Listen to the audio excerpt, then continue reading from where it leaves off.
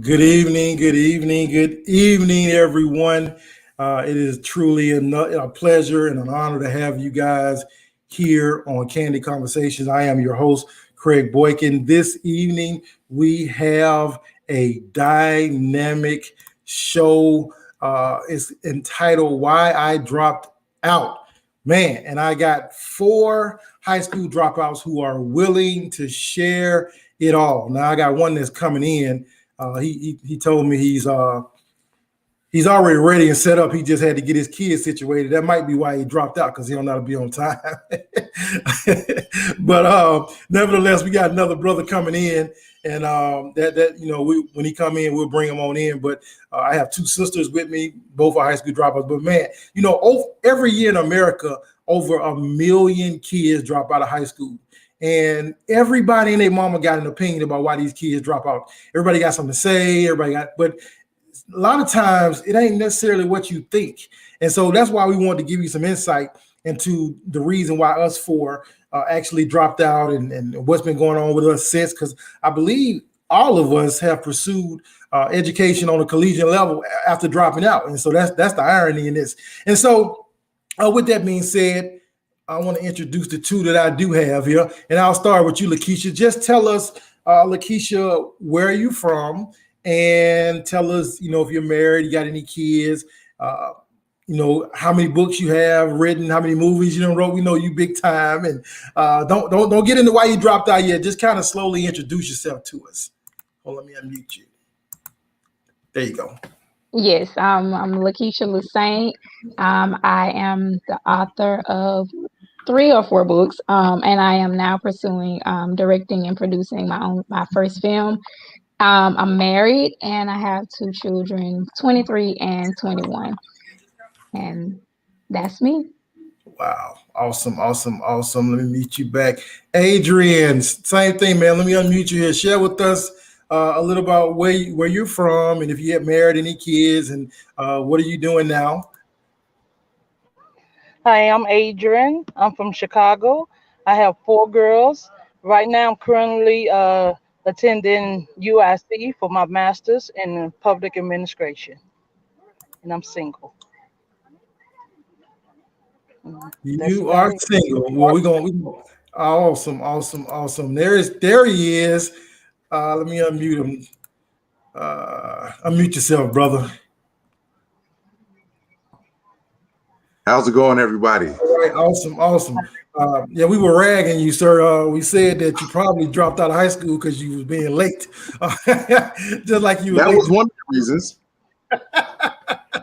But this is Kent, the library guy. Awesome brother, up and coming. Look for him. His name gonna pop up on your TV screen really soon. He's doing amazing things. Kent, really quick, don't tell us why you dropped out, but just share with us, where do you live in America? If you got any kids, if you're married, what do you do for a living? If you got any books, just go ahead and share that with us right quick. Yes, sir. For those who are already watching, I am here. Thank you for waiting for me. And I know they ragged me good, but I am a father of 4. All right. 3 little ones, 3, 5, and 7. And those stair steps, if you have children of that age, can be very, a lot of energy focused. And so I wanted to make sure, because I'm so excited to share my story coming from Kankakee, Illinois, that I got here and I was ready to share who I am. I am Kent, the library guy. I spent over 15 years working inside of a library, literally. But I was also a patron of the library. I'm now vice president of the library, of the library in which, as a student, I patronized. I have a book, a story with a few other authors, 32 other authors, called You Can. And in my story, it's called Shake the Fear. As you can see, Shake the Fear. That is a conversation that I bring to the table as a public speaker. And so, again, with my children, with myself, I'm married. I've been married for 7 years to a phenomenal woman, Courtney Wade, Black Pages. She is the CEO of just doing monumental things. And with that story, I help people understand that they can tell their story their way. So thank you, bro. Thank you, man. All three of you guys are awesome and amazing. And thank you for being on the show. So I am your host, Craig Boykin. And yes, I am a high school dropout. I know I don't look like it, I don't sound like it, but I dropped out. I have 4 kids. I have a 21-year-old daughter, and then I have 3 sons, 6, 3. Mute your mic for me, Kent, so I won't get a little feedback when you're not talking. And Adrian, I'm gonna mute you too. I have 3 sons that are 3, 6, and 8 months. And so, God has in charge to me with raising 3 Black males in this chaotic world. And so, that to me is the biggest challenge that I'll ever have in my life. And I take that responsibility very, very seriously. My wife is a 2nd grade teacher. I am an educational consultant. I've been doing it now for 8 years. I travel all around the country, sharing my story, sharing my insights and my intellect and the things that I've learned that I've took from my past, and I coupled them with my education and the books that I've written. I've actually written 6 books. I'm writing my 7th book. I should be finished by the summer as we speak. And so I take my insights and I share, and I try to give them back. I try to basically give the educators the game. I'm putting them up on game. Like, this is why a student doing this. This is the reason. This is how you combat it, and so on. So high school dropout. I said in the beginning of the show, over 1 million kids every year drop out of high school. So we're going to start with you, Lakeisha. Really quick, tell us what led up to you making the decision to drop out. Like, what was going on? What grade you dropped out in, and how did you ultimately come to the decision that I'm dropping out of high school? Let me unmute you. Go ahead. Well, I had failed my 10th, I think it was my 10th or my 11th grade year. And so there was embarrassment and shame that came from that. And I decided to go to Jeff Davis High School, which was in Montgomery. But in order to go there, I had to be adopted by someone because no one had ever claimed me. They had just taken care of me because my mom had passed away.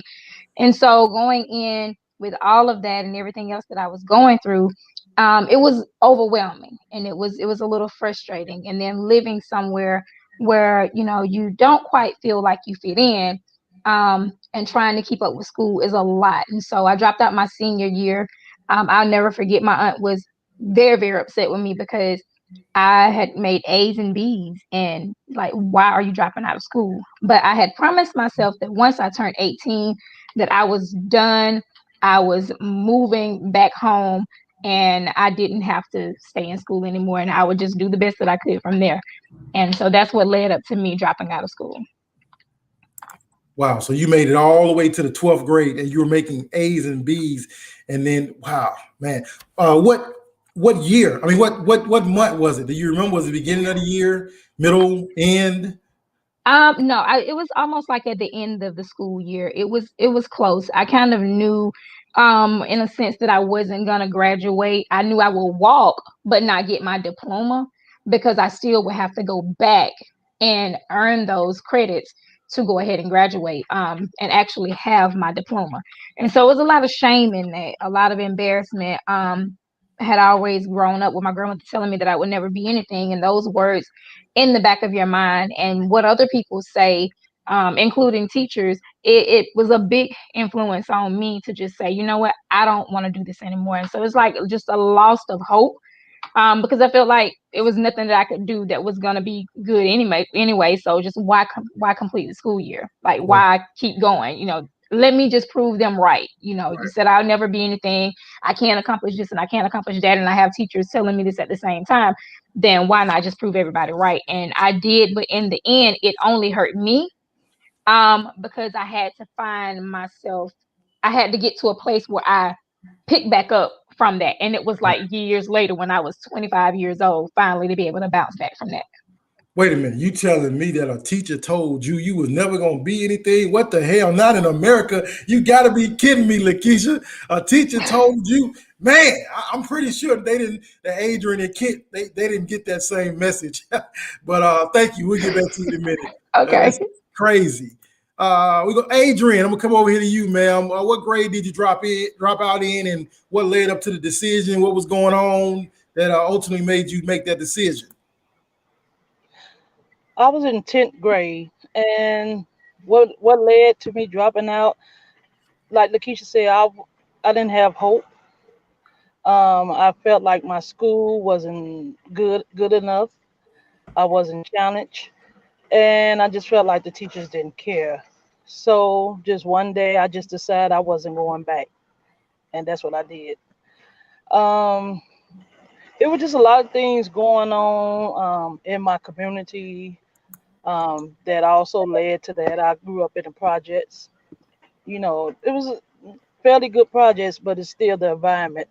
All that played a part, and I just didn't see any hope in school. Especially, I was struggling in one class. It was wood shop, I think a wood shop class, and wasn't getting the help that I needed to succeed in that class. So I just felt like they didn't care. The teachers didn't care.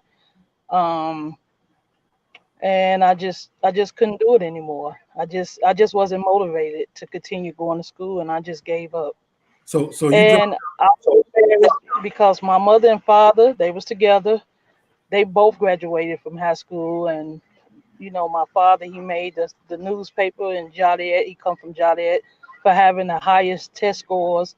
Then my brother, he got his GED, but he was bored with school as well. So, but he got his GED one try. So he was so good that the teachers asked him to teach GED. So I think it also has something to do with, like I said, hope, not having hope. The school system to me wasn't good, wasn't really helping, and that just gave me the get go to just say forget it. Right. I don't see any sense of coming to school because I'm not getting any help. I don't see my peers getting any help, and it like it was we were just there. And unfortunately, the same high school shut down because I read they had like 50 students enrolled, and this was like a couple of years ago. And when I dropped out, it was what, back in '80s. So when I read that, I said, "Oh, I see. I saw that coming." Right. And Wow. Well, and thank you. But thank you for telling. hopeless. Thank you for telling your age also. Kent, we're gonna move over to you, brother. Tell us, what grade you dropped out in, and what led up to you making that decision, sir. Let me unmute you. All right, all right. I'm late, so I'm hoping my audio is good and I'm clear. But I dropped out in the 11th grade, second semester. What led to that, I was transitioning schools my freshman year. I'm adopted, and my adopted mother was a much older woman, and she took me in thinking that health would be okay enough to get me through. And my freshman year was that year where my attitude, my anger. I'm 6 feet now, so there's a lot of things she can't control. So I ended up staying with a family friend. I got sick, and I moved right at the beginning of finals. And so as I transitioned schools, the new school wouldn't let me in because it was literally final week. And so I didn't take finals. I sat out that semester, and then I went in the next semester, and they put me in classes that I had taken in 7th and 8th grade, and so it was their freshman requirement courses. And instead of just getting the easy A, I just didn't do anything. And so it caught up with me going into my sophomore year, not having a good work ethic, going into my junior year, not being motivated. And so I dropped out my junior year because they put me in credit recovery, and I refused to do it. I refused to do credit recovery. In my mind, and what was shared with me, if you go to credit recovery, you're destined for jail. You're destined to be a failure. Again, 17-year-old thinking. I believe that, and I dropped out and got my GED. So, and it just so happened that I was living with my sister at the time, and so she said, since you want to act grown and be grown, I got 3 kids of my own. You got to find some place to live. So simultaneously, I became a high school dropout and homeless at 17 years old, man. So yeah. Wow. That it seemed like that message. It seemed like that message is universal. When you drop out, it's time to go. And especially in the Black community. So how I dropped out in the 10th grade, and I believe that I really checked out. I had already checked out, and I was done with school in elementary school. Like I was just kind of going through the motions when I got to middle school. The only thing that kept me motivated in middle school was I played football and I played basketball. I'm 6'3", I was decent on the football field, decent on the basketball court. So that kept me motivated. But outside of that, man, in the classroom, class clown, looking at the girls, like I'm not paying. I checked out as early, I believe, as probably the 3rd or 4th grade. I was already through with education. I'm a Black male. My mom was on drugs. I didn't have a father. We was poor. I got dirty clothes on. I got body odor. I'm in special ed. It was just so much. And then kids are horrible when it comes to kids. Other kids are bullies. Like you got a body odor. I remember one time I opened up my book bag and a roach came out and they were laughing at me. Like that traumatizes a kid to where you hate getting up in the morning going to school. Like, cause what I would do is I would wear a pair of jeans, Kent, on Monday and then wear them again on Friday because I only had like 3 pair of jeans. And I'm trying to stretch it out where the other kids didn't know I'm wearing the same pants. I'm just flipping it and switching it up. And so I had a lot of stuff going on, man. And by the time I got to the 10th grade, I'm in here with 14-year-olds, man. The teacher calling me up to read or calling me up to the board to do an algebra problem. I can't do it. All these kids laughing at me. And even though I'm 6'3" and they little white kids, I can't beat everybody up. And it got to the point where I was just like, man, you know what? The hell with this. Like, I'm tired of being embarrassed. I'm tired of being, in my mind, at that moment, that teacher was making a fool out of me. Like it was like she was doing it purposely. I got an IEP. I'm 2 grades behind. I don't know how to do the algebra problem, but yet and still, you want to call me to this board and embarrass me in front of all my peers. I got tired of that mess. And so I dropped out. And like Kent said, I remember when I got in the car, I called my mama on the phone. And I said, Ma, I ain't going back to that school no more. And my mama a high school dropout. So it's generational. And so when I told my mama I was dropping out, the only thing my mama said to me was, if you stay in this house, you're going to get a job. Other than that, you got to go because grown people need their own address. And so that, for me, that became my life, became my reality. All right, so let's backtrack a little bit. Lakeisha, let me bring you back to the forefront. Ma'am, I want you to share with us your most memorable and favorable teacher you ever had.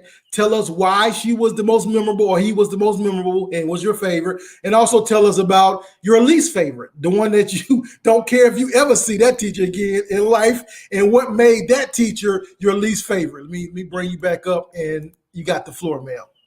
Hold up, unmute yourself. Okay. My favorite teacher was Mr. Ross, Jeff Davis High School. He was our algebra teacher there, and I really, really love him because he encouraged us. Like, he encouraged us big time.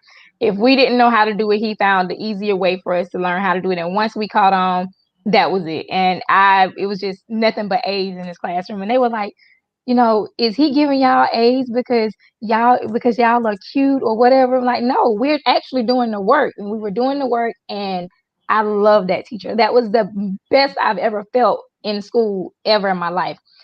My worst teacher was at Pike County High School, and he was also a math teacher. He kicked me out of his class every chance he got. I was always doing something wrong. If somebody would do something, I'd laugh. I got caught, get out, go to the principal's office. And it became just a repetitive thing. every time I was in class, I got kicked out. I wasn't bad. I wasn't doing anything that anybody else wasn't doing. I just got caught doing it.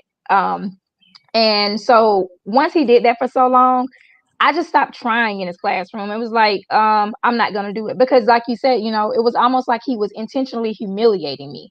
I recently saw him, I think it was last year, and I walked up to him in the store and I said, "Hey, I'm not gonna say his name. How you doing?" And I was like, "I know you remember me." He said, "Oh, I can't remember, can't forget that face." And I said, "Yes, sir." And I said, "Well, I don't know what I did to make you not like me in school, but I want to apologize for it and to thank you because everything that was done pushed me into being a better person."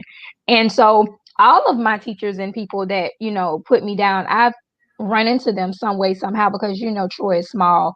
You gonna run into somebody eventually, and that it just pushed me to make me better. And so regardless of how bad he was to me, when I got older, I learned that I didn't have to be defined by what people thought about me. Wow. Powerful, powerful. And let me say this to you educators out there. What Lakeisha just described about that getting put out, that putting the kids out. During my professional developments, I talk about that. I talk about how every time a kid does anything wrong, the littlest thing wrong, you put them out. And then you don't send them to the office, though. You send them to another teacher's classroom. And what I want you to understand, every time you put Lakeisha out and you send her to another teacher class, Miss Smith or whoever the teacher may be that you're sending them to, and Lakeisha and that teacher develops a great bond, and Lakeisha respects that teacher, and you wonder why that teacher is the only teacher in the school that can get Lakeisha under control, who Lakeisha respects. That's the only teacher that she'll, if she mad, she'll come back to and be respect. And you wonder why. Well, this is the reason why. Every time you send Lakeisha out of the classroom, you send her to another teacher's classroom, what you don't realize is indirectly, you're sending your power. You're telling Lakeisha, you're not important enough for me, Lakeisha, to deal with you in this moment. So I'm going to put you out and let Miss Smith deal with you. Well, Miss Smith deals with me. And when I talk to Miss Smith, me and Miss Smith have built a rapport. And because we have a rapport, I respect her. Because see, these kids in 2021, they different. You see, they live by a different set of rules. They're not going to just give you respect because you're a teacher. These kids say you got to earn my respect. And putting me out of the classroom is not earning my respect. Putting me out of the classroom is an easy way for you to not have to deal with me. And so it's counterproductive. You're never going to build a relationship with Lakeisha every time she does the smallest thing wrong and you put her out. What all that is a way for you to get out of having to deal with her. But it's counterproductive. Adrian, and y'all got to excuse me if I start preaching a little bit. This is my baby right here. This is what I talk about every day in America. So when they hit on certain points, I'm going in PD mode. And so, Adrian, let me bring you up, ma'am. Share with us your most memorable teacher, your favorite. Oh, one more thing. I want to make sure I hit it. Lakeisha, what race was your favorite teacher? What was her ethnicity? He was African American. And what was the most least liked teacher? What was her race? Yes, sir. He was Caucasian. Caucasian. Got you. Adrian, tell us, Adrian, I'm going to bring you to the forefront. I want you to tell us your most memorable teacher, what made her most memorable teacher, and tell us your least favorite teacher and what made that person the least favorite, if you can remember, because this was way back in the 80s.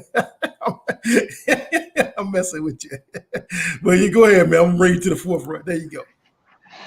Well, unfortunately, I didn't have a favorite teacher in high school because, like I said, 10th grade, I didn't really, get involved with the teachers. I felt like they didn't really care. Um, so I don't have a favorable teacher, a good story to tell about, a teacher that helped me because I didn't see it at my school. I didn't get that vibe from any of my teachers. Not going for my GED, my teacher, he really helped me. He motivated me, he challenged me. He kept telling me, you can do it, you can do it. I see you smart, you catch on good. And I have a, had a good relationship with him. And when I passed the test, he was actually surprised that I didn't get a scholarship. for passing my GED because my scores was pretty high. And so I didn't have any favorite teachers in high school. Grammar school, I had all black um, grammar school. All the teachers there was awesome. But high school, no, I didn't have any. What about your least favorite? In high school Yeah, or in general. in high school. You can tell in high school. That's fine. Oh, like I said, I didn't interact with them that much. Oh, okay.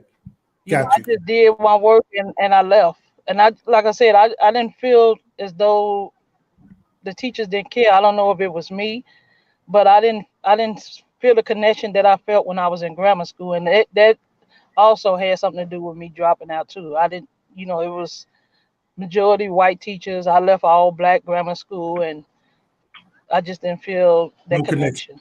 No connection. Kent, the library guy, sir, you got the question, sir. Tell us about your most memorable teacher. What made them most memorable, and your least memorable, least favorite. Tell us why they was the least favorite, and bring it to the front. There you go. My most memorable teacher in high school is his name is Mr. Randak, science teacher. I had him my freshman year and then my sophomore year, because my freshman year I had basic science. I mean, we're talking about atoms and cells, and I'm like, I did this already.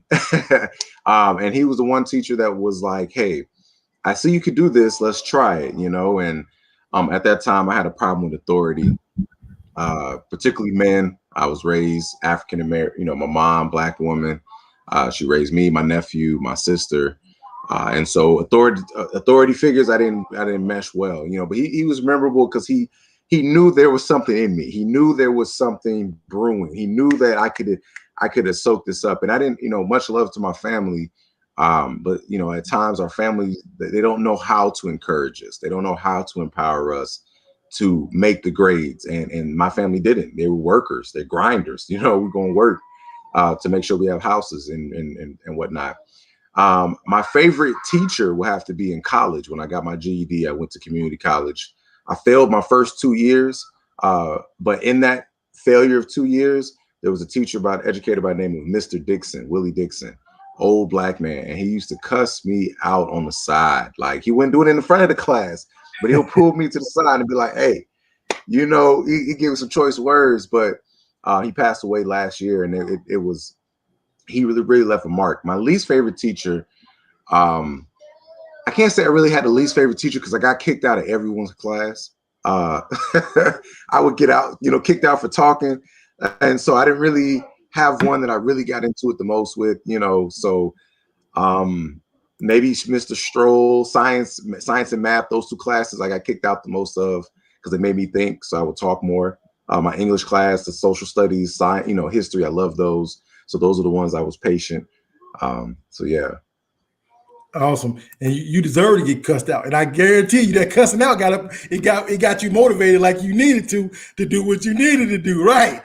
Right. See that, man, look, I tell teachers all the time, man, sometimes you're going to have to say some choice words to me. I ain't telling you to cuss the kid out, but I'm just telling you that I understand that lingo because of where I come from. And I give an example. I said, think about this. When me and my brother at home tearing up the house, my mama ain't saying, y'all stop running. My mama on 12, sit y'all mother, and we sit down. And then I come to school and the teacher telling me, Craig, please sit down.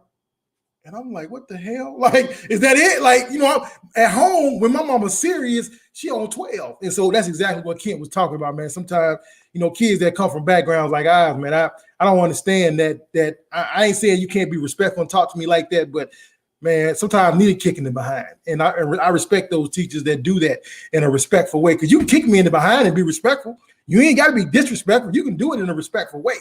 Now, as far as my favorite teacher, in fifth grade, I had a first year educator. She was fresh out of college. She wasn't fatigued. She ain't have no residue. She wasn't burnt out. Like, she was a first year teacher. She came in with a big smile on her face. She was still in love with education. She thought that, man, this was the greatest job in the world. She didn't know low key that she about to get cut straight slap out. So she hadn't been burnt out with that yet. And so her name was Jennifer Gaston.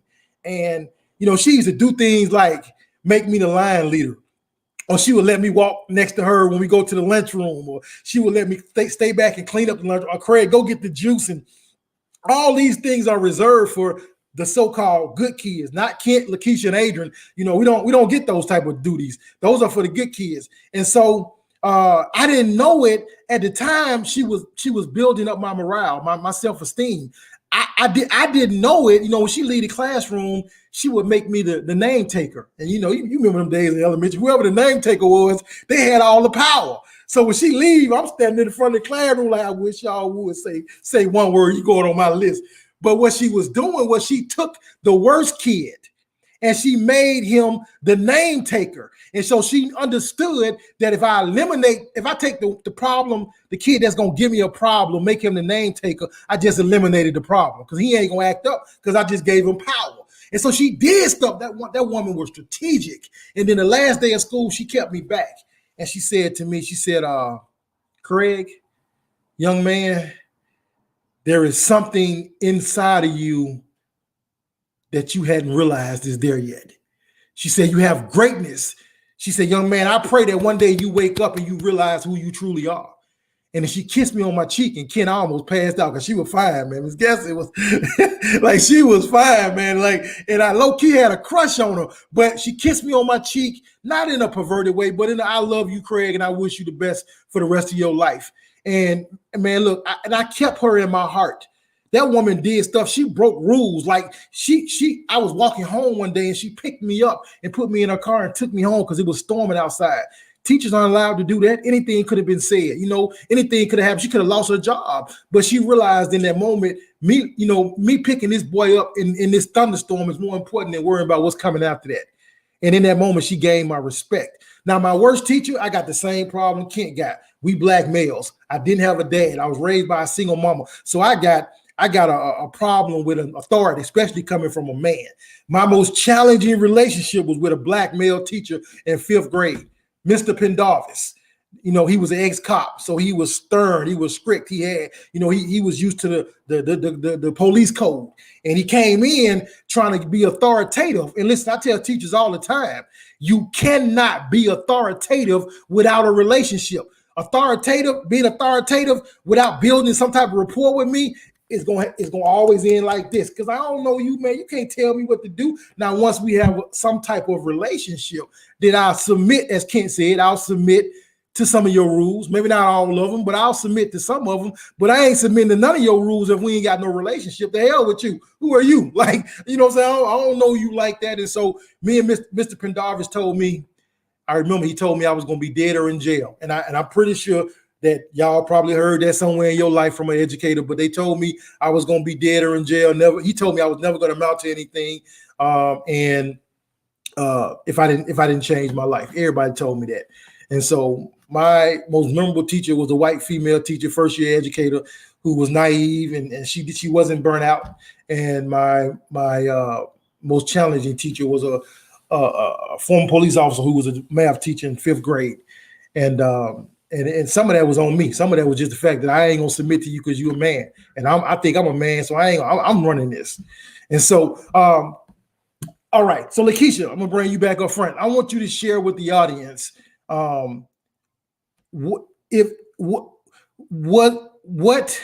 what's your history when it comes to your mom and dad? If you knew them, if you didn't, then share that with us all. But what did they graduate high school? Because a lot of times this is generational, you know what I'm saying? And my mama can't tell me to go back if she ain't go back. So share with us about your mom and dad, and if they graduated, if you know them, if you don't, how supportive were they when it came to academics and so on? Well, as far as my dad goes, I never really knew who my dad was up until I was like 30 something years old, and still kind of not quite sure. But my mom, My mom graduated high school. She was actually a very smart woman, and so that it didn't come from that sense. However, there are a lot of people in my family who have dropped out of high school, and in a sense, it was almost like it is generational because my out of my grandmother, only two of her children actually graduated from high school, and so when you don't have certain examples in front of you of how to move forward, you tend to continue those generational curses um, ignorantly without just knowing. And I don't blame my grandmother in a sense. Maybe she didn't have anyone to teach her, and the way school was set up then is kind of like it is now. She probably didn't know how to help me with my classwork. She didn't even ask me about it. So my mom did graduate, but my dad, I have no idea if he did or not. So yeah. So Lakeisha, how has dropping out affected the way you deal with your kids while they're in school right now? Oh, listen, when it was hands down. I dropped out. We're not gonna keep this generational thing going. You're gonna work hard. I was so hard on my oldest son. It was like you gotta make all A's. You gotta make A's and B's. He was not allowed to bring a C home. He wasn't allowed to bring anything below a B home. And I was just very, very tough on him. Because I knew that he was smart and I knew he had the potential to become greater than I was. And so I pushed him hard. So to see my sons graduate and to know that they have graduated from school, they've moved forward. My youngest son didn't get a chance to walk. He was in special education. So it was a little harder with him because right now he's 21 and he still can't count and do certain things that he should be able to do because they didn't do what they were supposed to do. And I was trying to work hard at home. And when you're just working hard at home and then it's not being done at school, then it's almost like the kid gives up. And I feel like he lost hope. So I feel like that generational curse kind of tried to grab a hold of my youngest son and say, no, here you go. But my oldest son is getting ready to graduate from college in May. And when I say I'm proud of him, I am proud of him because he kept going. I would hope that my youngest son would one day get to a space where he feels like he is worthy enough to go to college one day when he's ready. But if he's not, I'm not gonna push that. And like I tell him, that does not define you. You can still become great regardless of whether you go forward into college or not. So it just makes me push them harder to get them to see that I want you to be better than I was, and I want you to be greater and live to the fullest potential that God has in you, and don't allow anything anybody else say or do to stop you from doing that. Amen, sister. Amen. Adrian, I forgot what was the question? What did I ask? What did I ask you, Lakeisha? Let me unmute you. What was the first question I asked you? Um, you asked me was with my mother and father, did they graduate? Got you. Adrian, so share with us what did your mom and dad graduate high school? They dropped out, or was it generational? No, my mom and dad both graduated from high school. Like I mentioned earlier, my dad, he actually made the newspaper in his city for having a high test score, the highest test score. My mom, she was going to school to be a RN until we was in a car accident. So I don't see it as it being generational with us, but I also didn't see any push to finish school because I was able to drop out with no issue. And my brother, he also dropped out, but he got his GED in one try. So even though it might have been that's kind of like generational, but I didn't see any push from my parents to finish school as well, even though they graduated. So Got that's you. kind of Got you. Kent, what you say, brother? Again, I was adopted when I was 2.5. So my adopted mother, she did not finish high school. I believe she got up to an 8th grade high education coming from the South. She migrated north Land area, very young, and so she did not finish. She did go back and get some certificates, a lot of certificates.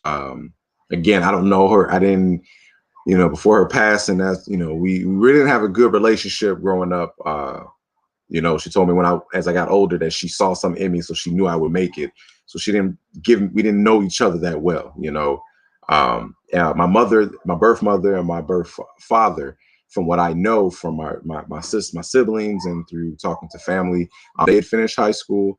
My sister that I was adopted with, who's 15 years older than me, she did grad school. So graduating high school was this expectation. But when it came to the advocacy, I didn't have what my sister had. When I was a lot older. My sister was working 3 jobs. We're south of Chicago, so she was working in Chicago at the time. She had her own 3 children, if you will. So I didn't really have that advocacy. I did have people that poured into me, but I didn't really get that until I went for my GED, and I got it from the library. My children, at first, my oldest, it's a 7-year gap with my oldest and my 3 stair step. And I was very hard, like, hey, we're not getting in trouble at school. I don't want to hear about any reds, no yellows. We front and center.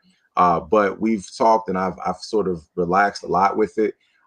We will graduate high school, and there will be a trade 2-year degree or something that is mandatory for all the children to be in my will, and to get the millions that I'm working for right now. You got to have a 2-year degree trade. I don't care what it is. It could be in signature writing. I don't care. 2 years after high school diploma. Wow. Awesome. Adrian, you want to say something? Yes, you didn't ask me about my children. We'll go ahead then, ma'am. I'm sorry.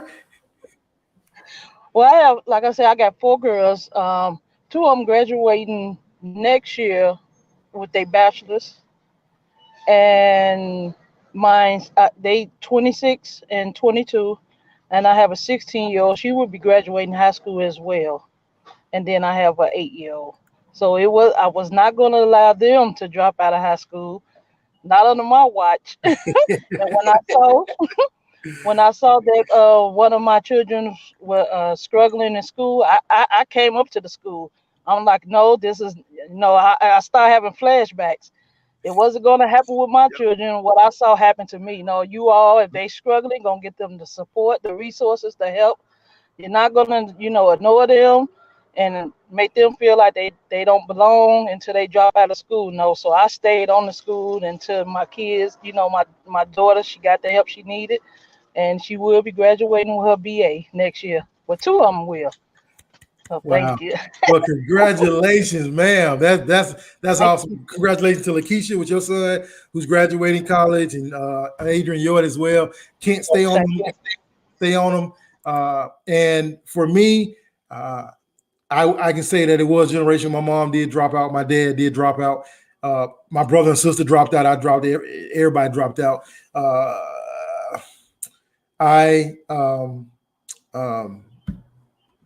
I'm like Kent. I have 3 boys, and so my teacher better not call my phone, because if she hit my phone and say that my boy's up there doing something, I'm on the way. Like, I'm coming. We gonna have a conversation either right there in the classroom, in the hallway, or in the bathroom. My mama wasn't coming when I was in trouble, but I'm gonna be there because I understand.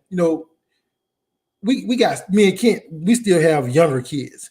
And in the next 10 to 15 years, these kids are going to need some type of education, as either trade or degree, whatever, but you're going to need something. And me personally, I don't feel like the educational system is preparing them correctly, but they're doing the best they can. And so I need to offset it. And I definitely understand that my wife, who was 2nd grade teacher, we got to educate our kids at home as well. Like, I can't just trust the education system, as Lakeisha said also, that she and Adrian said, that we got to fill in the gap for what they're not doing. And so I always joke with teachers, and I say, listen, my son gonna be one of them kids that the teacher gonna ask about Christopher Columbus, and he gonna say, who, the murderer and the thief? And he probably gonna get in trouble. But that's the truth. And when I go to that school, I'm gonna challenge her. I'm gonna say, now tell me where he lied. What was wrong with the statement that he made? Columbus was a murderer and a thief. We got a whole holiday named after this man, and he stole the entire continent. He killed all, he's began the Native American assassination. So what did he say that's wrong? But that's just how I am. You cannot trust them to educate our kids, especially about African American stuff. Black history, they teach it for 29 days and then they water it down. And so I want my sons to understand really and truly, wholeheartedly what their heritage is as much as I can give them, because a lot of us still don't know what our heritage is because it was stolen from us. And so, all right, Lakeisha, we're coming up on, how many minutes is this? We're coming up on about 40 minutes, 45 minutes. I want you, Lakeisha, real quick, two things. I want you to speak to the camera and tell those teachers who out there who like to kick students out. Let me mute Adrian. Okay, who like to kick students out like they did you, who like to speak to students and say you're never going to be anything. I want you to speak to the camera and give a heartfelt message to those educators on why they shouldn't do that, and what it does to a student. Like we get ready to wrap it up, but I want you just to speak to America, speak to the teachers, and let them know how that made you feel, what that does, and what they need to do differently to help students like Lakeisha. So educators, what I would say to you is be mindful of the power in the words that you use. Be mindful of putting a student out of the classroom because they're doing something wrong. Maybe, just maybe, they're crying out for help. Maybe they're crying out for your attention. Look and see the greatness within them, because when you see the greatness within them, they'll see the greatness within themselves. Just give them a chance. And give them an opportunity to show you that they can be just as good as any other student. And know that when you do that, they'll appreciate it. If I would have had someone to do that for me, I think I would have had a lot more confidence than I have now. And just take the power that God has given you and use it by making someone else know that they can succeed and that they can be great. So educators, please think twice before you speak ill words to a student. Think twice before you kick them out, and just listen and understand them. Get to know them. And as you get to know your student, you'll be able to see why they do what they do so that you'll be able to correct it through positive reinforcement. Kent, real quick, brother, speak to them, let them know. Oh man, educators, if you know anything, you know about a journey. I did a semester to get my prereqs so I can begin the educational journey to become an educator, and I saw the process it took. And so as an educator, remember your process that it took to begin to understand child development, how curriculum building was to be created. And then think about your own in particular journey, your own story. Now, those things may not come to mind as you're going to work every single day, but remember that who you're working with, each student, whether it's a small class, whether it's a charter class, whether you are packed with 30 students, understand that each student has a story. And somewhere your story and their story, there is a link. There are creative ways of being able to create dialogue within your curriculum to get to understand your students better. And when you do that, you will find ways to help them learn and how to study. You won't save the world. You won't save the world, but if you plant at least a seed and redirect that negative energy, you might save someone else's life. It took me at the age of 21 to really find that educator, but the library was my safety net. Find those other places that you can find as an educator to help fuel your story so that you can help these your younger students and their story. And the education process is going to be a little bit smoother, but we're in this together. And I challenge you to work with your libraries. The library is a resource. It's not a one-person battle. And man, it's stories matter, and each student has a story. I didn't care. I didn't seem like I cared, but deep down inside, I got my GED because I didn't want to be a statistic.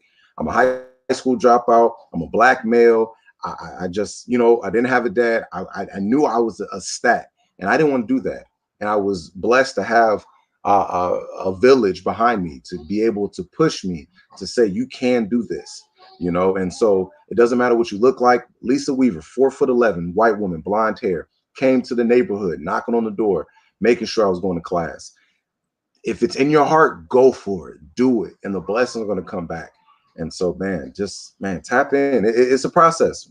It's a process. And call on us GED scholars. Call on us scholars. We know the stories. We've been there. We've been in the trenches. Call us in so that we can have this dialogue, because sometimes you just got to meet them eye to eye. And yeah, man. Man, great speech. Great speech, brother. Adrian, what would you say to those educators out there who love giving up on students and putting them out and tearing them down? You got to unmute yourself. There you go.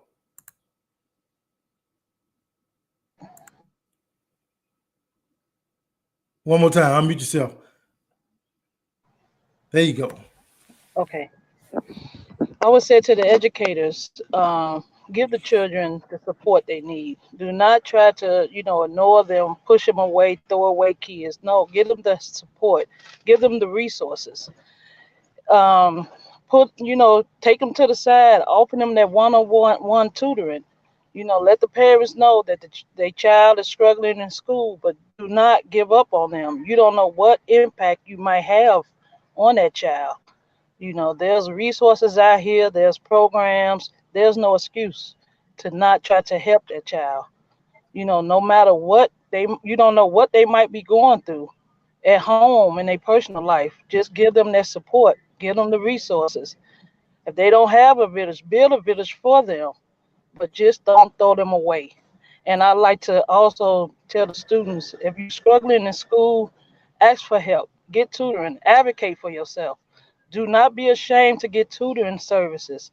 I always say some of the smartest kids ask for help. When you ask for help, you might be helping someone else who is embarrassed, too ashamed to ask for help.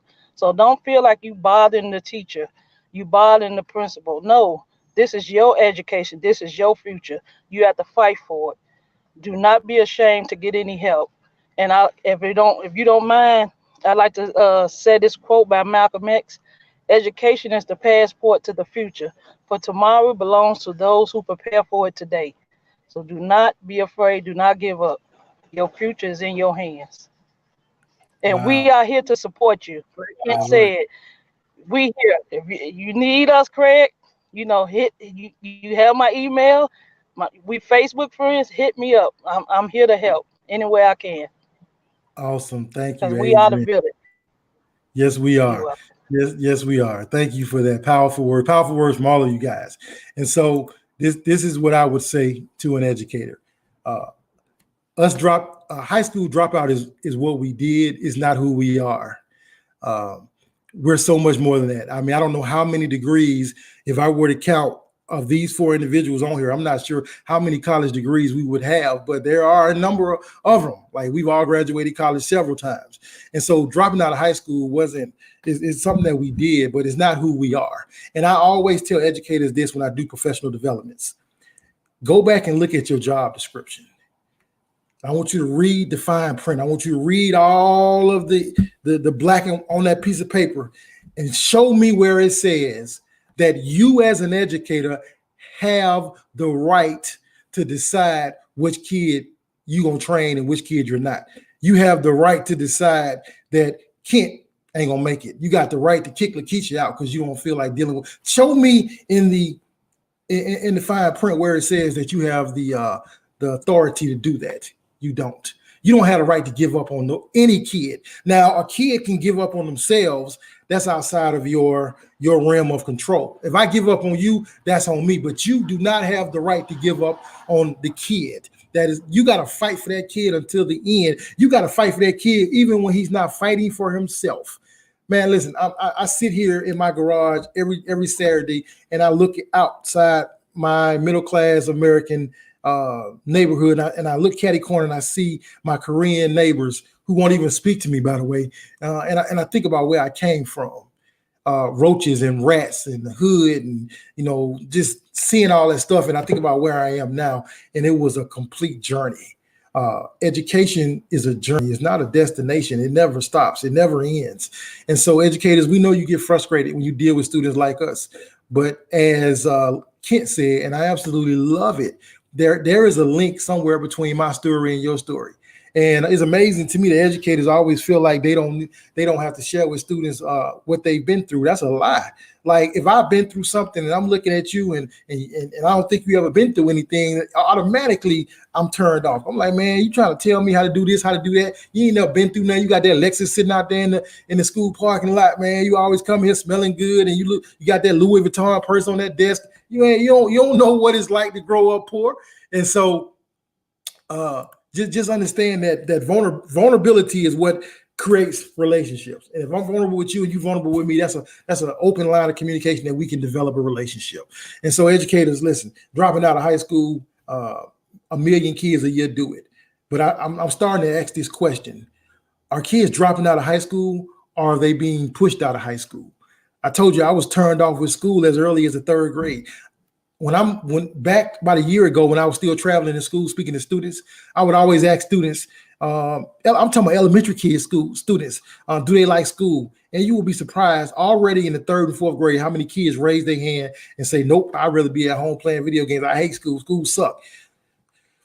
We have a serious problem with the educational system. I think it needs to be completely overhauled from the top to the bottom. We're still teaching kids like we're getting them ready to go on the Ford assembly line after they graduate.